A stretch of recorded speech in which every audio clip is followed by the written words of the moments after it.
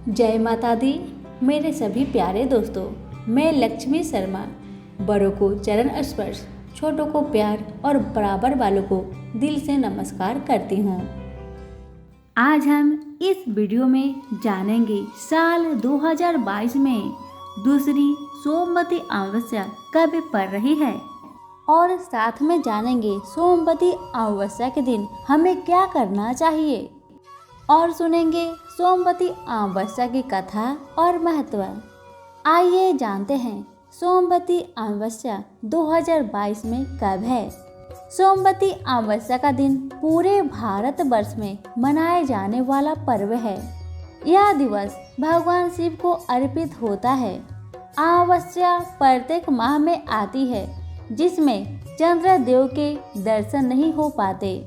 वर्ष में आने वाली 12 अमावस्या का अपना महत्व होता है और प्रत्येक उत्सव को मनाए जाने के पीछे सर्वमान्य पौराणिक कथाएं जुड़ी हुई होती है। अमावस्या के इस दिन से चंद्रमा के प्रकाश के पखवाड़े का आरंभ हो जाता है, इसलिए इसे चंद्रमा दिवस मानकर भी मनाया जाता है। और साल में 12 बार अमावस्या की रात आती है। अमावस्या की रात महीने में सबसे अधिक अंधकार से भरी हुई रात होती है। इसे वर्ष का सबसे प्रभावशाली समय माना जाता है, इसलिए इस दिन की गई पूजा भी बहुत शुभ होती है। सोमवती अमावस्या के उत्सव पर भगवान शिव को व्रत द्वारा प्रसन्न किया जाता है।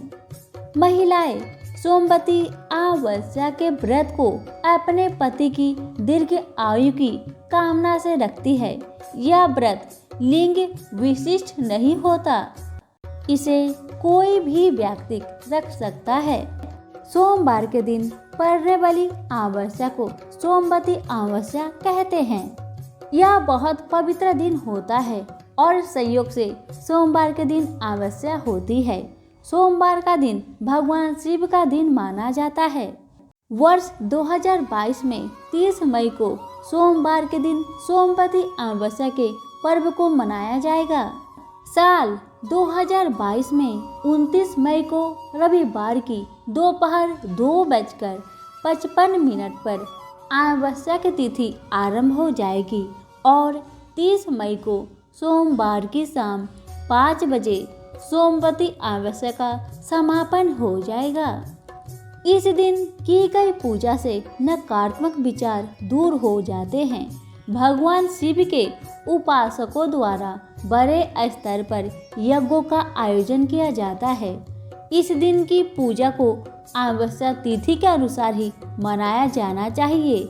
इस समय को हिंदू पंचांग के अनुसार बताया गया है कि इस समय के बाद की गई पूजा सामान्य पूजा की भांति ही फलदायी होती है। हिंदू पंचांग के अनुसार सूर्य उदय के साथ नए दिन का आरंभ होता है, इसलिए वर्तमान समय में प्रयोग किए जाने वाले कैलेंडर के हिसाब से यह 2 तिथियां के बीच की अवधि का होता है। अब आइए सुनते हैं सोमवती अमावस्या का महत्व। सोमवती अमावस्या का उत्सव हिंदुओं के लिए बहुत महत्वपूर्ण होता है। भारत में इस दिन भगवान शंकर की विशेष पूजा का आयोजन किया जाता है। सभी भक्त भोलेनाथ जी का पूजन करते हैं और व्रत को पूरे अनुष्ठानों का पालन करके रखा जाता है। इस व्रत कथा को द्वापर युग में श्री कृष्ण ने धर्मराज युधिष्ठिर को बताया था। कई क्षेत्रों में इस व्रत को बच्चों की लंबी आयु के लिए रखा जाता है। इस दिन सुबह देर तक नहीं सोना चाहिए और यौन संबंधों को नहीं बनाना चाहिए। शनिवार के दिन ही पीपल के पेड़ का स्पर्श करना चाहिए, इसलिए सोमवार का दिन होने के कारण इस दिन पेड़ को स्पर्श करने से बचना चाहिए। यदि गलती से पीपल के वृक्ष को स्पर्श हो जाता है तो पूजा के अंत में क्षमा प्रार्थना के दौरान वृक्ष से क्षमा मांगनी चाहिए। इस दिन तामसिक भोजन से दूर रहना चाहिए और शराब आदि का सेवन भी नहीं करना चाहिए। इस दिन गंगा में स्नान करने से सभी कष्टों का नाश हो जाता है और आने वाली बाधाओं से जीवन मुक्त हो जाता है। गंगा स्नान के साथ साथ अन्य पवित्र नदियों में किए गए स्नान का भी समान महत्व है। प्रीत तर्पण के लिए अमावस्या का दिन बहुत उत्तम माना गया है। इस दिन पूर्वजों के आशीर्वाद और उनकी आत्मा की शांति के लिए पूजन किया जाता है। प्रीत दोष से ग्रसित जातक इस दिन विशेष पूजा का आयोजन करते हैं। भगवान शिव के उपासकों के लिए यह दिन बहुत महत्वपूर्ण होता है।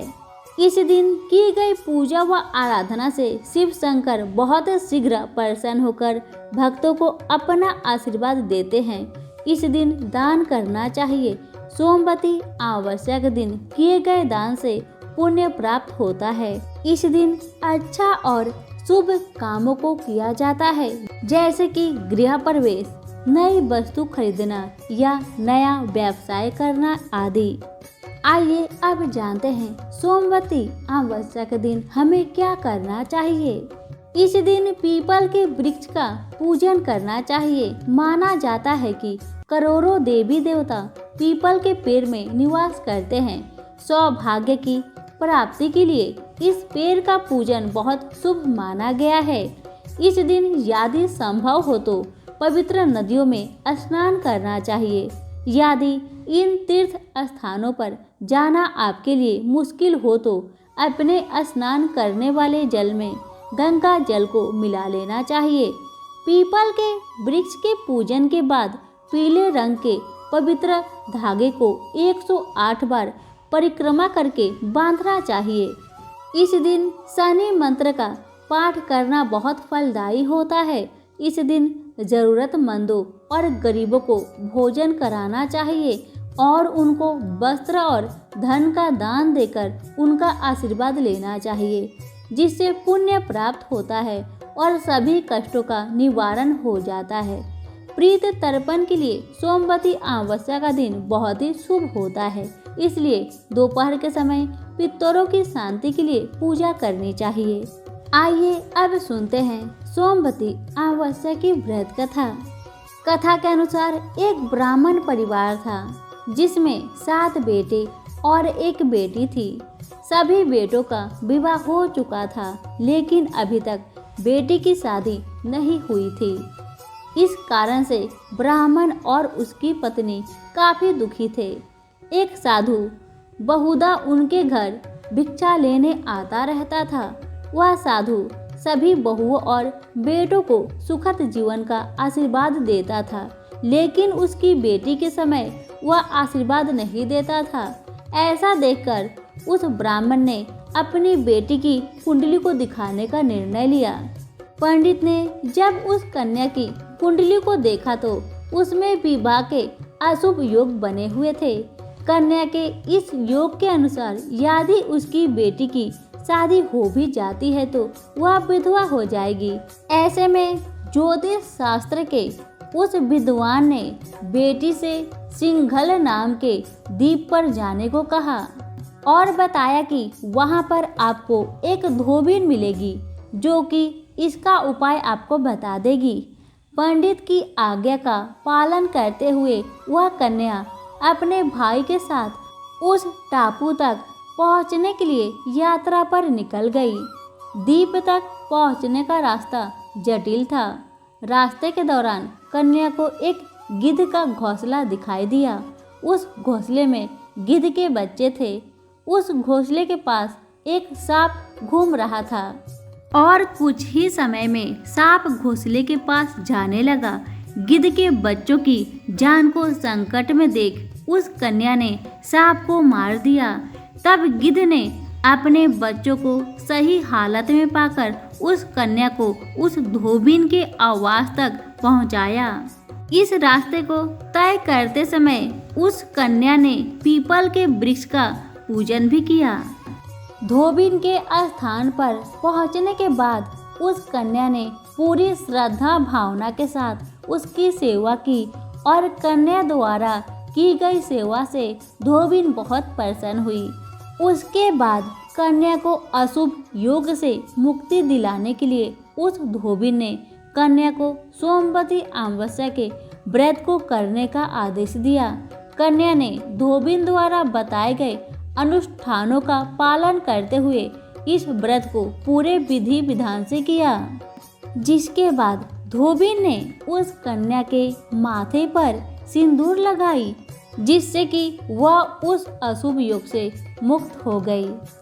आज के लिए बस इतना ही। जानकारी और कथा पसंद आने पर लाइक शेयर जरूर करें। धन्यवाद।